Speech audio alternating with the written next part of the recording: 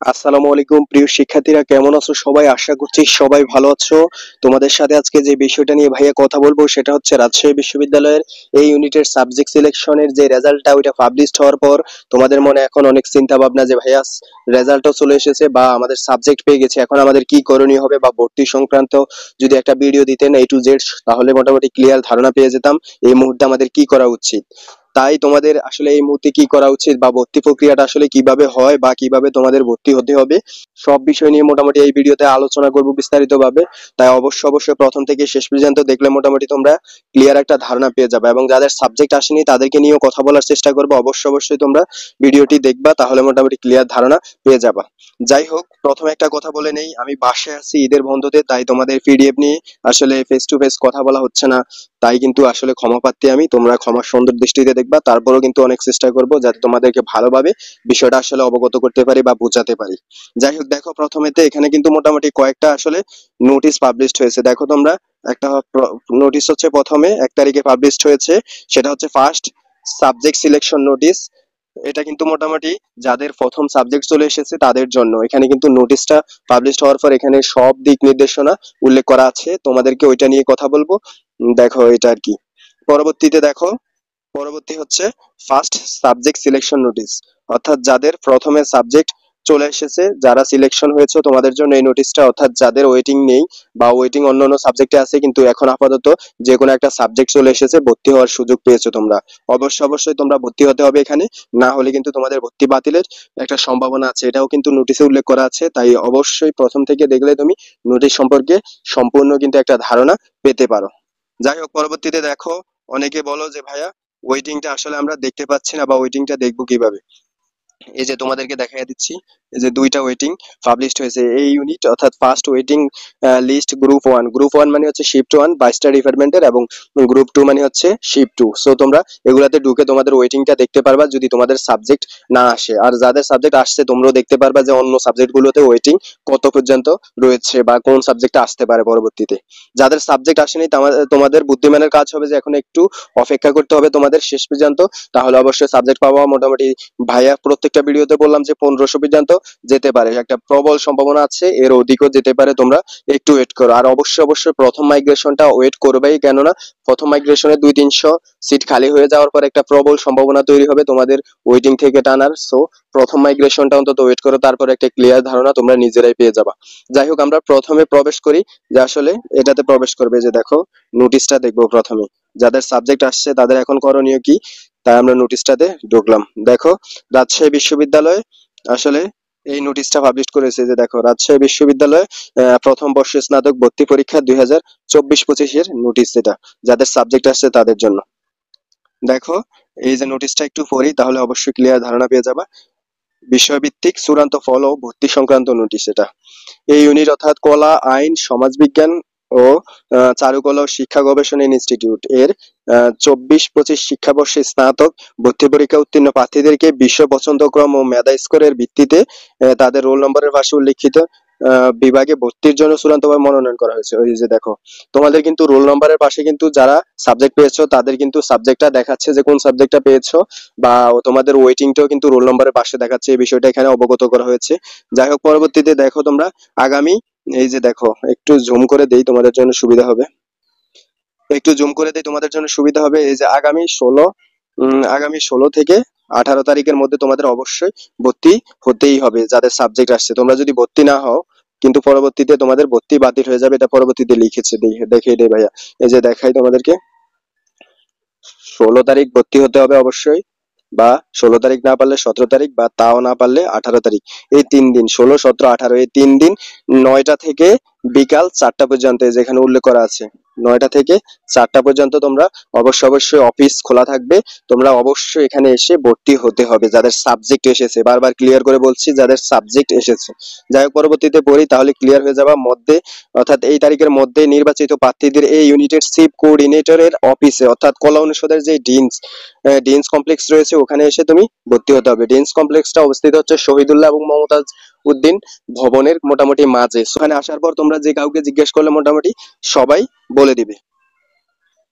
পরবর্তীতে দেখো, এই জায়গায় উপস্থিত হয়ে অর্থাৎ ডিন কমপ্লেক্সে উপস্থিত হয়ে সাক্ষাৎকার ভর্তি প্রক্রিয়া শুরু করতে হবে। অর্থাৎ এখানে সাক্ষাৎকার দিতে হবে, সেটা হচ্ছে ভাইবার জন্য। নির্ধারিত সময়ের মধ্যে ভর্তি না হলে এই ইউনিটের ভর্তির মনোনয়ন চূড়ান্তভাবে বাতিল হবে। যাই হোক, দেখো এই যে তোমাদেরকে বারবার একটা বিষয় অবগত করছি, তোমরা যদি ভর্তি না হও কিন্তু তোমাদের ভর্তিটা আসলে বাতিল হওয়ার প্রবল সম্ভাবনা আছে। সম্ভাবনা কি, এটা শিওর বাতিল হয়ে যাবে। যারা ভর্তি না হওয়া সাবজেক্ট এসেছে এই তারিখের মধ্যে ভর্তি না হওয়া, অর্থাৎ 16, 17, 18 মধ্যে ভর্তি না হলে সাবজেক্ট বাতিল হয়ে যাবে। পরবর্তীতে দেখো উল্লেখ যে ভর্তি হওয়া ছাত্রছাত্রীর মেধা স্কোর এবং বিভাগ পছন্দের ক্রমানুসারে স্বয়ংক্রিয়ভাবে স্বয়ংক্রিয়ভাবে পরিবর্তন করা হবে। অর্থাৎ ক্রম অনুসারে কিন্তু স্বয়ংক্রিয়ভাবে পরিবর্তন করা হবে। যে মাইগ্রেশনের ব্যাপারটা আস্তে আস্তে কিন্তু তোমাদের আসলে চেঞ্জ হবে। পরবর্তীতে স্বয়ংক্রিয় বিভাগ পরিবর্তনের তালিকা রাজশাহী বিশ্ববিদ্যালয় ওয়েবসাইটে, এই যে দেখো ওয়েবসাইট, এই ওয়েবসাইটে প্রকাশ করা হবে। ভর্তি হওয়ার পর ছাত্রছাত্রীদের বিভাগ পরিবর্তন করতে না চাইলে তাকে অনলাইন ভর্তির ওয়েবসাইটে লগ ইন করে স্বয়ংক্রিয় বিভাগ পরিবর্তন বন্ধ করতে হবে। এই যে মাইগ্রেশন, তোমাদেরকে বারবার বলছি যে ভাইয়া মাইগ্রেশন তোমরা বন্ধ করে দিবা। এই যে এইভাবে তুমি যদি ওই সাবজেক্টে পড়তে চাও তাহলে অবশ্যই মাইগ্রেশনটা বন্ধ করে দেবা। আর যদি তোমার আরো ভালো সাবজেক্ট দরকার হয়, এটা অটোমেটিক্যালি কিন্তু মাইগ্রেশন অন থাকে। তুমি যখন ভর্তি হবা রাজশাহী বিশ্ববিদ্যালয়ের ডিন অফিসে গিয়ে তখন কিন্তু বিকালে মোটামুটি তোমার মাইগ্রেশন অন হয়ে যাবে। এটা অটোমেটিক্যালি অন হবে, তুমি চাইলে অফ করতে পারবা, অন করার কোনো প্রয়োজন নেই, অন অটোমেটিক্যালি থাকবে। আসন ফাঁকা সাপেক্ষে, অর্থাৎ ফাঁকা সাপেক্ষে কিন্তু প্রকৃত প্রস্তুতকৃত অপেক্ষমান তালিকা মেধা অনুসারে পর্যায়ক্রমে ভর্তির জন্য প্রার্থী নির্বাচন করা হবে। ওই যে দেখো যাদের ওয়েটিংটা রয়েছে, তোমরা অবশ্যই অবশ্যই পরবর্তীতে মেধাক্রমে আস্তে আস্তে আগাতে থাকবা। এটা এখানে বলা হয়েছে। ভর্তির তালিকা রাজশাহী বিশ্ববিদ্যালয়ের যে ওয়েবসাইটে পরবর্তীতে কত তারিখে প্রকাশ হবে, এই যে দেখো পরবর্তীতে ভাইয়া দেখিয়ে দিচ্ছি তোমাদেরকে, যে 20 তারিখ মোটামুটি পাবলিশড হবে। পরবর্তী মেধা তালিকাটা তোমাদের 20 তারিখ দিবে। কারা পরবর্তী আসলে মাইগ্রেশনের সাবজেক্ট পেয়েছে তোমাদের এটা 20 তারিখে দেখিয়ে দেওয়া হবে। সো 20 তারিখে দেখাই দিলে তোমাদের 23, 24, 25 এই 3 দিনের মধ্যে আবার তোমাদের ভর্তি হতে হবে দ্বিতীয় মেধা তালিকার শিক্ষার্থীদেরকে। আর যারা সাবজেক্ট পেয়েছো প্রথমে বা এখন পেয়েছো 16, 17, 18 তারিখে ভর্তি হবা, তোমাদের আর কোনো কাজ করা লাগবে না। তোমরা শুধুমাত্র মাইগ্রেশনের উপর ফোকাস রাখবা, বা তোমাদের যেই মাইগ্রেশন অফ অন ওই বিষয়টার উপর ফোকাস রাখবা, তাহলেই হলো। তোমাদের আর দ্বিতীয়বার ভর্তি হওয়ার কোনো প্রয়োজন নেই, তোমরা একবার ভর্তি হয়েছে এটাই এনাফ।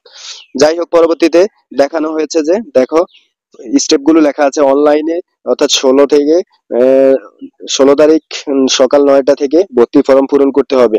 অর্থাৎ অনলাইনে কিন্তু এই যে বললাম যে 3টা কিন্তু মোটামুটি ভর্তি ফর্ম দেওয়া হবে, বা 3টা ভর্তি ফর্ম তোমরা উঠাতে হবে। সেটা হচ্ছে A4 সাইজের কাগজে তোমরা এটা ফটোকপি করে নিয়ে অবশ্যই ওখানে জমা দিতে হবে। তার জন্য তুমি কম্পিউটারে করতে পারো, অবশ্যই কম্পিউটারে ফর্মটা যখন ফিল আপ করবা তখন ওখান থেকে তোমাকে ফর্মটা দিয়ে দিবে ওখানে, তোমরা আর কোনো প্যারা খেতে হবে না।